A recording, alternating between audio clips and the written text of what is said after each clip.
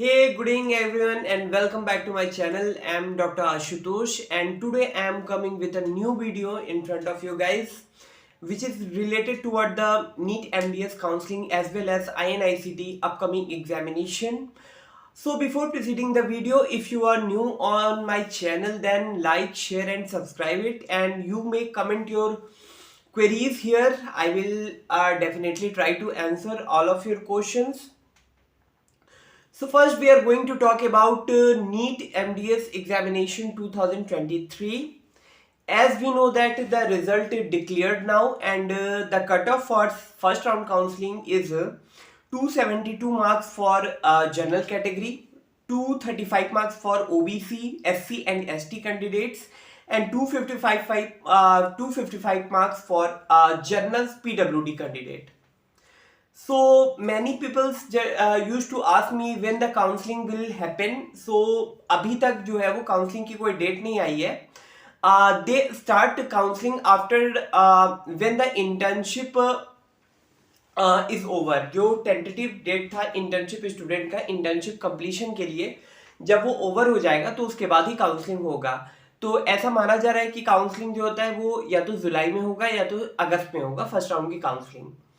तो before proceeding to next step, I am here to guide you regarding the some procedures for All India counseling. Last year when I was appeared in All India counseling, तो उसका procedure ये होता है. First of all counselling का date आएगा and then you have to submit the form cost जो होगा वो 1,000 रुपये का फॉर्म होगा ऑनलाइन, जो NBE के साइट पे आएगा और MCC के साइट पे आएगा. और आफ्टर दैट जब आप अपना पूरा नीट डिटेल वगैरह फिल कर लोगे, अपने नीट का स्कोर कार्ड वगैरह मतलब कि एप्लीकेशन नंबर, रोल नंबर वगैरह फिल करने के बाद जो आपका सेकेंड विंडो जो होता है वो ओपन होता है, वो होगा आपका फी का. तो many people use to ask me कि ऑल इंडिया से काउंसलिंग का फी कितना होता है. तो if I am talking about all India counselling fee, तो अगर आप केवल गवर्नमेंट के लिए अप्लाई कर रहे हो then you have to pay 25,000 and plus 1,000 for registration. And if you are applied for all India counselling as well as for deemed university then you have to pay 2,25,000. So if you're ranked under 600 and if you are in general quota, then you have to attend all India counseling as well as state counseling both, because sometime it happens कि students को जो होता है वो all India quota से जो होता है वो उनका desired branch जो होता है वो allot नहीं हो पाता है. Just like if someone getting 200 approx rank and they get pedodontics or oral medicine and radiology through all India counseling somewhere, तो उसको जो है वो ऑल इंडिया के साथ साथ स्टेट में भी अप्लाई करना चाहिए. Like many states are there जिसमें सीट्स जो है वो अच्छे हैं. Like if you are belonging to Maharashtra, if you are belonging to Karnataka, if you are belonging to Uttar Pradesh and if you are belonging to Tamil Nadu, Gujarat, then यहाँ पे गवर्नमेंट कोटा की सीट्स जो है वो अच्छी है as compare to other states. So I used to say that कि if your rank is 200, 300, then and if you are not getting your desired branch through all India counseling, then you have to attend your counseling in state quota also. ठीक है. इसके बाद many peoples use to ask me कि जो private colleges होते हैं उनके seats भी ऑल इंडिया में खुलते हैं या नहीं खुलते. So guys it's a myth. Private quota की काउंसलिंग, प्राइवेट कॉलेज की काउंसलिंग जो होती है वो पर्टिकुलर स्टेट कराता है, वो ऑल इंडिया कोटा के अंडर नहीं आती है. So if you are willing for admission in private college then you have to wait for the state quota counselling, जो कि जब ऑल इंडिया स्टेट की काउंसलिंग, ऑल इंडिया काउंसलिंग जो होती है वो स्टार्ट होकर फर्स्ट राउंड का जब रिजल्ट आ जाता है तो उसके अप्रॉक्स में स्टेट कोटा की काउंसलिंग स्टार्ट होती है. जैसे लास्ट ईयर मैंने ऑल इंडिया कोटा की काउंसलिंग जो है वो अटेंड करी थी. फर्स्ट राउंड की काउंसलिंग हुई थी मेरी अप्रॉक्स सितंबर अक्टूबर में हुई थी. फिर जब मेरा अलॉटमेंट रिजल्ट आ गया था तो उसके साथ ही साथ यूपी स्टेट का फॉर्म आया था स्टेट कोटा के लिए. तो गाइज मतलब जब ऑल इंडिया कोटा की फर्स्ट राउंड की काउंसलिंग खत्म हो जाएगी तो उसके बाद ही स्टेट कोटा की काउंसलिंग आएगी. और ऑल इंडिया में डीम्ड और central universities like AMU, BHU और अली, और उसके बाद आपका और भी जितने भी सेंट्रल यूनिवर्सिटीज हैं उसके सीट्स होते हैं, और plus government medical government dental colleges की 15% कोटा की सीट्स होती है, 50% कोटा की सीट्स होती है. और स्टेट कोटा भी जो निकलता है उसमें सारे प्राइवेट कॉलेजेस आते हैं और उसके बाद 50% गवर्नमेंट कोटा की सीट स्टेट कोटा में दी जाती है। ये होता है काउंसलिंग स्कीम। अब लोगों को ये मिथ है कि उस ओबीसी सर्टिफिकेट से रिलेटेड, तो जैसे जैसे ऑल इंडिया काउंसलिंग का प्रोसीजर नजदीक आएगा वैसे वैसे आपको पता चलेगा कि आपको कौन सा सर्टिफिकेट कैसे अपलोड करना है, ओबीसी का सर्टिफिकेट आपका कितना पुराना हो चाहिए, कितना डेटेड होना चाहिए, उस सब के बारे में आपको पता चलेगा। तब तक के लिए ज्यादा पैनिक करने की जरूरत नहीं है। एंड एक और information for those people who are seeking who are looking for admission private college, जिनको अभी फर्स्ट राउंड के हिसाब से मार्क्स कम है और they are suppose to be qualified in second round and mop up round counselling, तो you guys have to be wait, क्योंकि जब फर्स्ट राउंड की काउंसलिंग ओवर हो जाती है और जब सीट्स फुल नहीं होते हैं तो फिर मॉप अप और सेकेंड राउंड में जो होता है वो मतलब कि मार्क्स जो होते हैं वो कम कर दिया जाता है, लाइक क्वालिफाइंग क्राइटेरिया जो होती है वो घटा दी जाती है। तो अगर जिसका मार्क्स जो है वो 180, 170, 160 के अप्रॉक्स है तो आप प्रिपरेशन करते रहिए साइड से। If you are willing for next attempt तो आप प्रिपरेशन करिए, लेकिन जिनको एडमिशन लेना है तो उनको मेरे हिसाब से सेकंड राउंड और मॉपअप राउंड का वेट करना चाहिए, क्योंकि सेकंड राउंड और मॉपअप राउंड में जो होता है वो मेरिट जो होता है वो कम हो जाता है।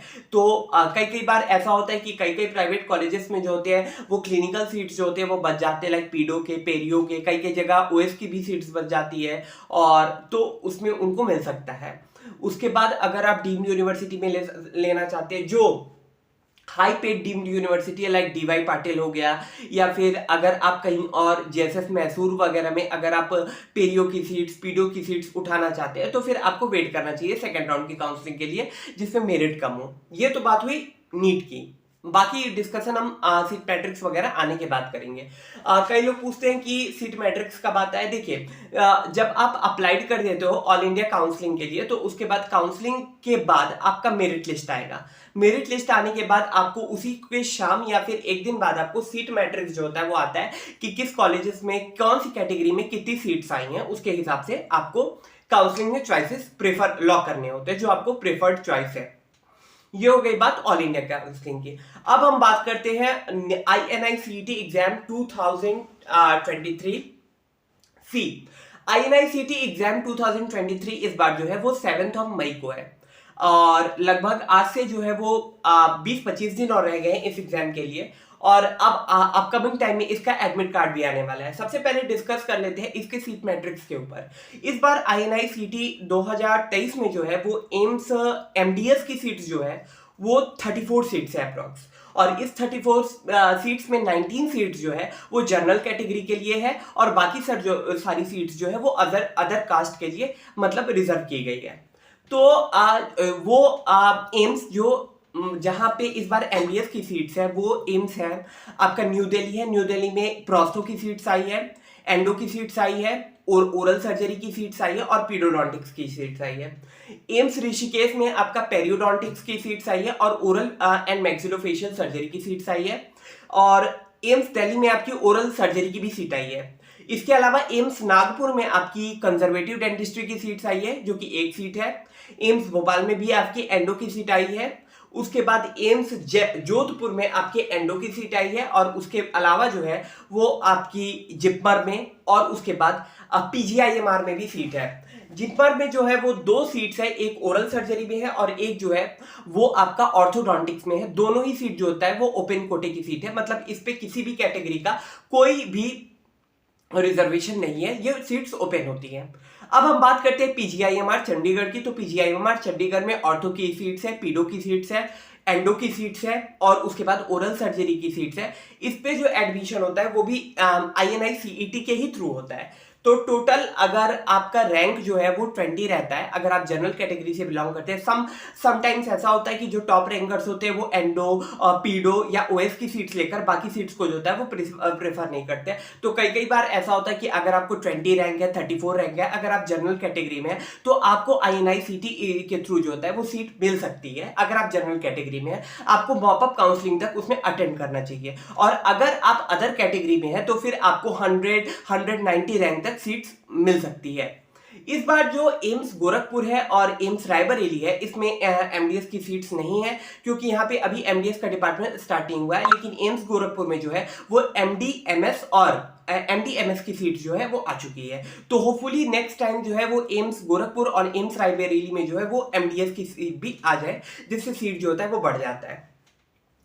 आईएनआईसीटी एग्जाम में जो होता है वो सबसे बड़ा प्लस पॉइंट ये होता है कि आईएनआईसीटी जुलाई के लिए जो एग्जाम होता है इसमें सीट्स अधिक होती है एज कंपेयर टू नवंबर वाला सेशन जो होता है, क्योंकि नवंबर वाला सेशन जो होता है उसमें आपका पीजीआईएमआर और जिपमर की सीट नहीं होती है, उसमें केवल एम्स की सीट होती है। तो ऐसे मोटे तौर पर जो होते हैं वो 10 सीट अपने आप कम हो जाती है, ठीक है। और सेकंड चीज ये होता है जितने भी जेआरशिप्स वगैरह होते हैं, जैसे एम्स जोधपुर से निकलता है, एम्स गोरखपुर से निकलता है, एम्स पटना से निकलता है, कहीं से भी जेआरशिप की सीट निकलती है, तो उसमें आपका आईएनआईसीटी में मार्क्स अच्छा है, रैंक अच्छा है, तो आपको प्रेफरेंस दिया जाता है जेआरशिप के लिए।